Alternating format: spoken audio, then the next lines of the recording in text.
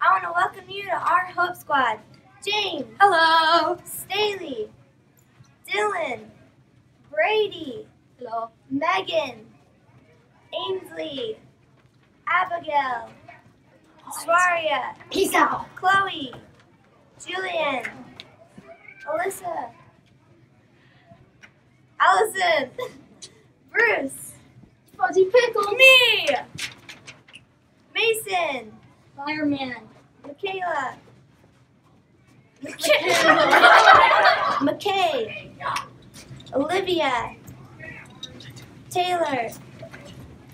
Brooklyn. Alyssa. Jacob.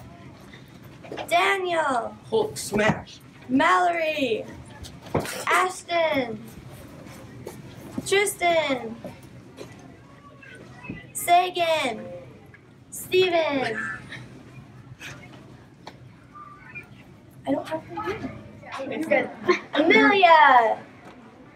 Hope Squad! Hope Squad! Okay, these are our amazing Hope Squad supporters from the library, Miss Porter and Miss Shipley, and they will be telling why they wanted to help us in Hope Squad. Okay, so my name's Jen Shipley, and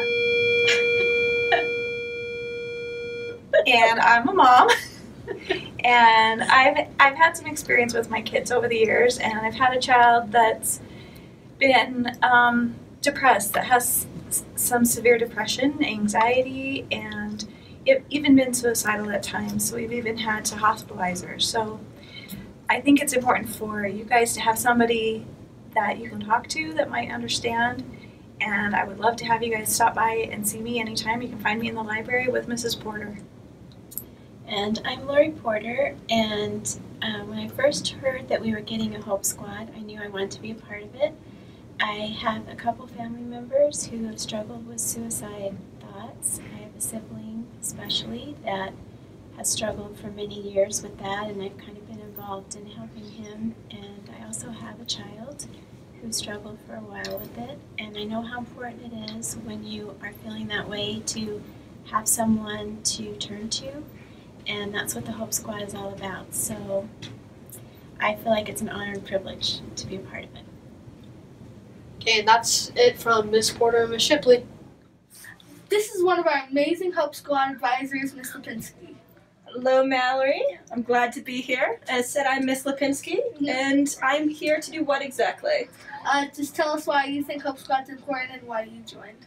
Alright, I joined Hope Squad because I love all of my students, and I want them to know that they have hope, and that I am always open and willing to listen to them. And if they just want to stop in and just get some comfort and love from me, I'm always ready to do so.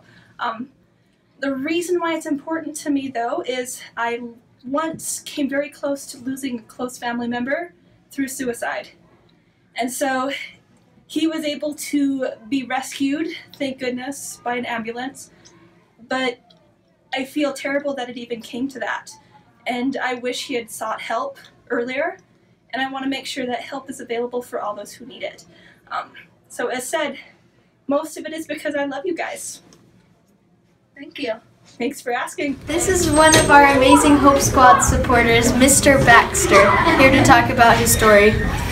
So, I'm a Hope Squad advisor. One of the things I like about this, it gives me a chance to help students who are in need or who are feeling bad. I went through a lot of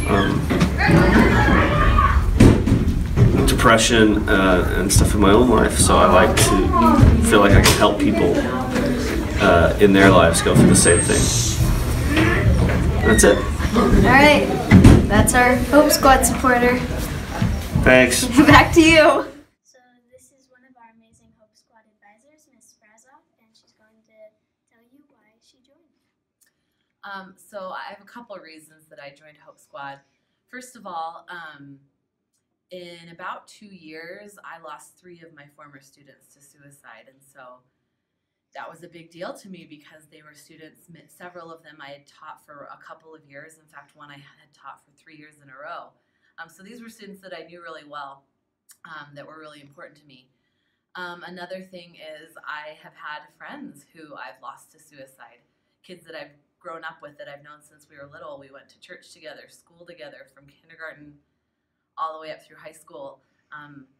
And lastly, in my own family, my sister attempted suicide when she was 15. That was really hard for our family. So I can also empathize with those of you that maybe have family members who are struggling. That was not just a challenge for my sister, it was a challenge for my whole family going through that. So I am here, I am happy. One of my big things is I really encourage you guys to take care of each other and to watch out for each other. But at other schools, I have definitely, as I've taught, I've had students approach me and talk to me about things. So I'm here to be a listening ear. I'm here to help you see that if you're doing really bad right now, like my sister, we were really worried, but she's evidence that it can get better, and it does get better. That's kind of the point of Hope Squad, I think. So anyway, those are some of my reasons for being in Hope Squad. Okay, thank you, Ms. Rosa. Hi, Providence Hall. I know it's advisory and it's just a prep period and half of you are on your phones right now, but please listen to this video. My name is Emma Archuleta, and I was an 8th grader here 4 months ago. On February 4th, I was admitted into UNI. That's UNI, University Neuropsychological Institute. That's fancy talk for mental hospital. Prior to my hospitalization, I was already seeing a therapist, but I think I needed more help. On that night of February 4th, I planned to try to commit suicide for the 3rd time. My therapist sent me to a mental hospital right away, and there I stayed for 2 weeks with about 12 other kids my age, all going through the same thing. I'm not saying all this to make you sad or worried. I'm still here, don't worry. I wanted to be a part of this video because I wanted to spread awareness about mental illness, because it is a thing that almost took my life. Now listen, there is a big difference between being sad every once in a while and having clinical depression. I wanted to be in this video because I know of others who may be struggling, and I don't want them to get as bad as me.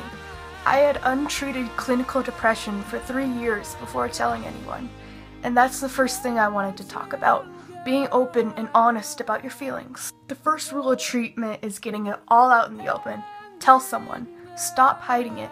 I know it's hard to find someone you trust when you have depression, and I know it's really hard, and I'm really sorry.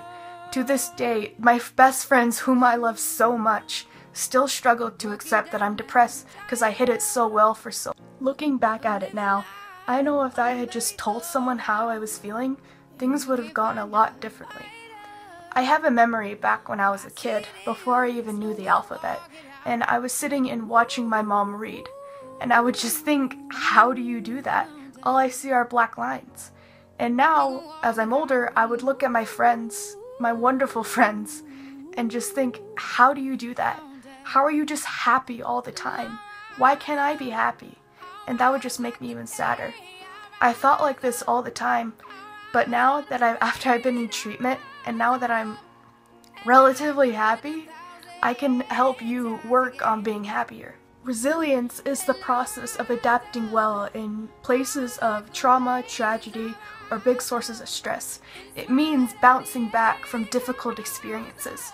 Here are some ways to help build resilience. Keep things in perspective. Even when dealing with really painful events, try to see the long-term perspective. Try not to blow things out of proportion. Maintain a hopeful outlook on life. Engage in things that make you happy.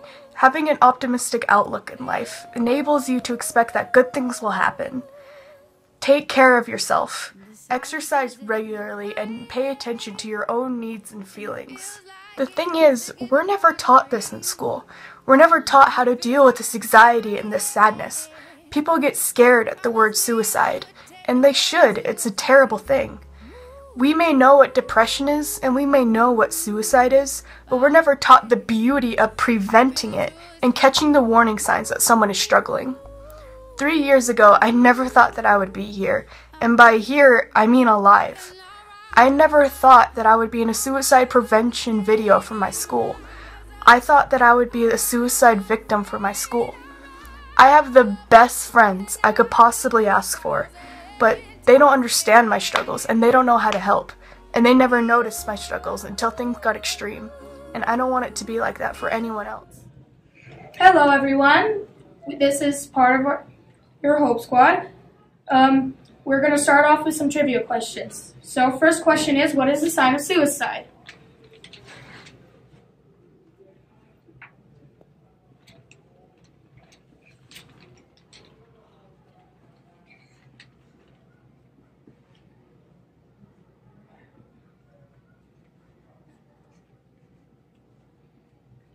Hope Squad says giving away precious items is one of them. Is one of the many ones that are number one. A drop in grades, cutting, depression. They act more distant from you. Their mood changes, mood swings, and a loss of interests. Next question. What should you say to someone that's depressed? A, are you okay? B, it's not a big deal. Or C, don't do anything stupid. Hope Squad says A, are you okay? Question number 3, how do you help someone that's suicidal? Keep it a secret, don't tell anyone. Tell your friends. Or C, report to Hope Squad or a trusted adult. Hope Squad says C. It's pretty self-explanatory. What can trigger suicidal thoughts? A, divorce. B, end of a relationship. C, family member dying. D, depression. E, bullying. F, abuse. Or G, all the above. The answer, so Hope Squad says G, all the above can cause those terrible thoughts. They're all pretty self-explanatory. And that's the end of our trivia questions. Oh, ready? Yeah. I'm not